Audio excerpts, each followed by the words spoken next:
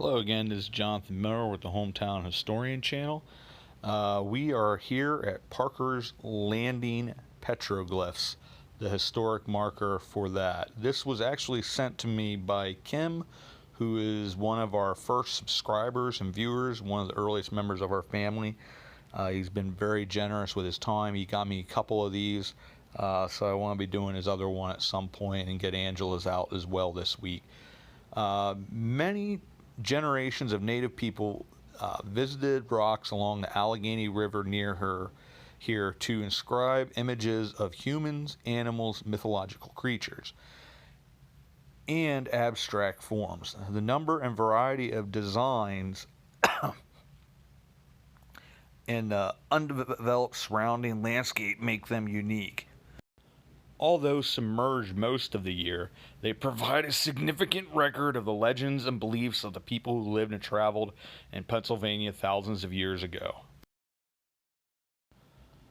So the Parker's Landing petroglyphs are really one of the last of these Native American artwork places or locations where they would sit next to the Allegheny River and carve on these stones.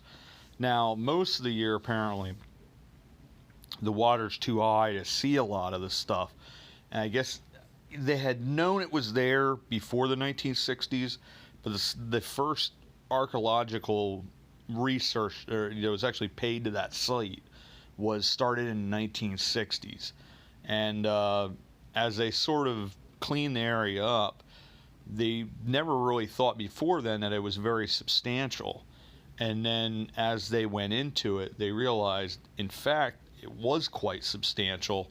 And they sort of figured that over summers, the Native Americans that came through the area that were doing these artworks on these stones, it's probably done in summer.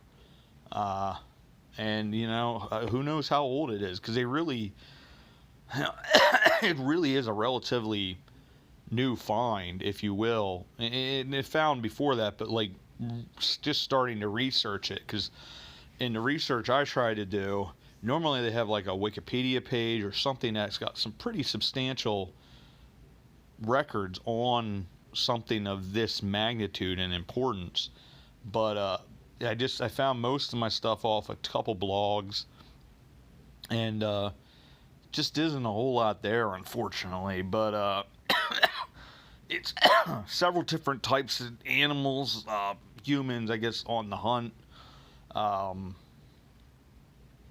have mythological creatures as well that they drew to their culture. So it's a shame that a site of this importance, especially this, I would say, this sacred relevance to the Native Americans, it's being preserved now, it's being watched over, it's being mapped. Like the picture there, it shows exactly where all these different petroglyphs are. I believe there's one over near Harrisburg, actually, that Cliff talked about, and he might have even talked about this one. But it's a really, really unique, pretty extraordinary site. It really is a treasure of history, and unfortunately, with a lot of these things, it just doesn't get the respect, or not necessarily respect, but it doesn't get the reference to it, because it's just not one of those things I had even heard about. But it is taken care of. The historical marker is actually a new one from last year. They had 24 that the Historical Commission in the state said that they would do, and this was one of them. Once again, this is Kim. Thank you so much for the pictures and for letting us explore some more hometown history. Thank you as always, everybody, and we'll see you all about town.